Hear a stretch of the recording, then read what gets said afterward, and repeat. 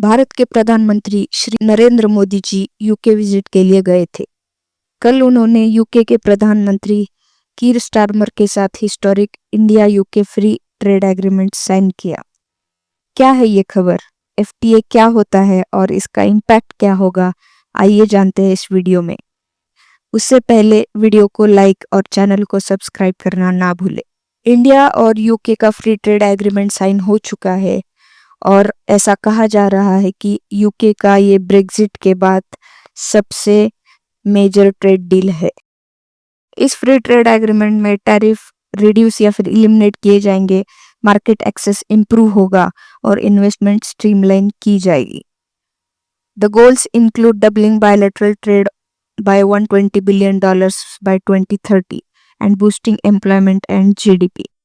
Types of trade agreement हम देख लेते हैं। सबसे पहला यूनिलैटरल ट्रेड एग्रीमेंट।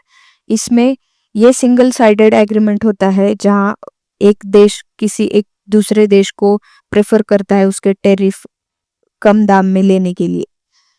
सेकेंड है बायलैटरल ट्रेड एग्रीमेंट। इसमें दो कंट्रीज इन्वॉल्व होती है जिनमें टैरिफ बैरियर रिड्यूस करने की बात की जाती है।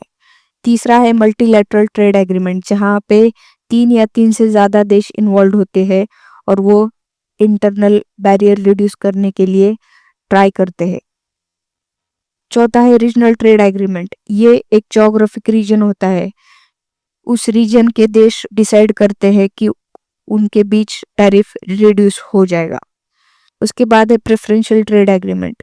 प्रेफरेंशियल ट्रेड एग्रीमेंट में सारे गुड्स एंड सर्विसेज पे टैरिफ रिड्यूस नहीं होता, बल्कि कुछ स्पेसिफिक गुड्स या सर्विसेज पे टैरिफ रिड्यूस किया जाता है या फिर जीरो किया जाता है।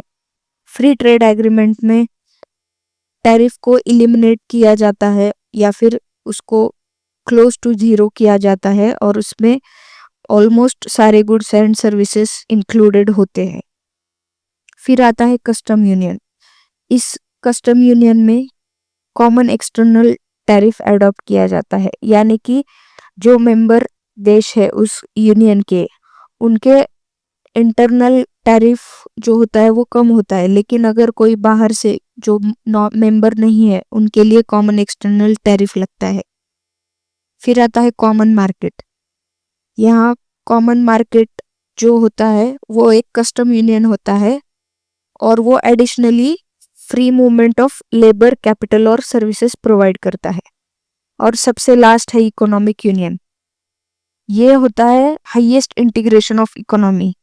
यहाँ पे लॉज कॉमन होते हैं, करेंसी कॉमन हो सकती है और पॉलिसीज भी कॉमन होती है।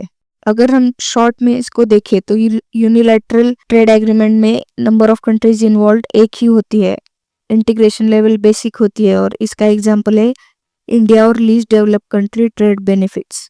फिर आता है बायलैटरल, जिसमें दो कंट्रीज होती है जिसमें इंटीग्रेशन लेवल लो या फिर मीडियम होती है और इसका एग्जाम्पल है India UK free trade agreement. फिर आता है मल्टीलैटरल, जिसमें 3 या 3 से ज़्यादा देश इन्वॉल्व होते हैं, मीडियम इंटीग्रेशन लेवल होता है और इसका एग्जाम्पल है WTO एग्रीमेंट्स। फिर आता है रीजनल ट्रेड एग्रीमेंट। यहाँ पे एक रीजनल जोग्राफिकल ब्लॉक होता है जो इसमें इन्वॉल्व होता है। यहाँ पे integration level medium to high है और इसका एग्जाम्पल है आसियान या फिर South Asian free trade agreement. फिर आता है प्रेफरेंशियल ट्रेड एग्रीमेंट, जहाँ 2 या 2 से ज़्यादा देश इन्वॉल्व होते हैं। यहाँ पे इंटीग्रेशन लेवल लो है और इसका एग्जाम्पल है India Chile preferential trade agreement. फिर है फ्री ट्रेड एग्रीमेंट, जहाँ 2 या 2 से ज़्यादा देश इन्वॉल्व है, हाई इंटीग्रेशन लेवल है और इसका एग्जाम्पल है India Japan free trade agreement. फिर आता है कस्टम यूनियन, जहाँ फिर से 2 या 2 से ज़्यादा देश हो सकते हैं लेकिन इंटीग्रेशन लेवल हायर है। इसका एग्जाम्पल यूरोपियन यूनियन है और इसका अगर हम और एक एग्जाम्पल देखें तो वो है मर्कोसूर, जो कि साउथ अमेरिका का कस्टम यूनियन है। फिर आता है कॉमन मार्केट। यहाँ भी 2 या 2 से ज़्यादा देश होते हैं लेकिन इंटीग्रेशन लेवल वेरी हाई होती है। इसका एग्जाम्पल है यूरोपियन यूनियन का सिंगल मार्केट। और सबसे लास्ट है इकोनॉमिक यूनियन। यहाँ इंटीग्रेशन लेवल डीपेस्ट होती है, यानी कि सबसे ज़्यादा इंटीग्रेशन लेवल इकोनॉमिक यूनियन में होती है और इसका एग्जाम्पल यूरोपियन यूनियन है। इस फ्री ट्रेड एग्रीमेंट में इंडिया को क्या हासिल हुआ? 0 duty access on 90% of exports, MSME को बूस्ट मिलेगा, एग्रीकल्चर बूस्ट होगा और जीआई टैग को रिकॉग्निशन मिल जाएगा। यूके को क्या मिला? यूके को स्कॉच विस्की पर टैरिफ रिडक्शन मिला, जो कि पहले 150% है, तो वो 3 साल में 40% तक कम किया जाएगा। फिर लग्जरी कार्स में भी इंपोर्ट ड्यूटी कम की जाएगी 100% से 10% तक। उसके बाद है increased market entry for high value goods और smoother regulatory approvals and easier custom procedures. Service और मोबिलिटी प्रोविजंस अगर हम देखें तो उसमें वीजा रिलैक्सेशन का प्रोविजन दिया है, जिसमें 1800 इंडियन प्रोफेशनल को हर साल वीजा रिलैक्सेशन मिलेगा। उसके बाद टेम्पररी जो वर्कर्स है उनके लिए सोशल सिक्योरिटी एग्जेम्पशंस दिए जाएंगे और फिर डिजिटल ट्रेड, एआई कोलैबोरेशन और फिनटेक अलाइनमेंट में सपोर्ट मिलेगा। इसके चैलेंजेस क्या है अब देख लेते हैं। इसमें सबसे पहला चैलेंज है सीबैम यानी कि कार्बन बॉर्डर एडजस्टमेंट मैकेनिज्म। इसको हम शॉर्ट में देख लेते हैं। क्या होता है सीबैम?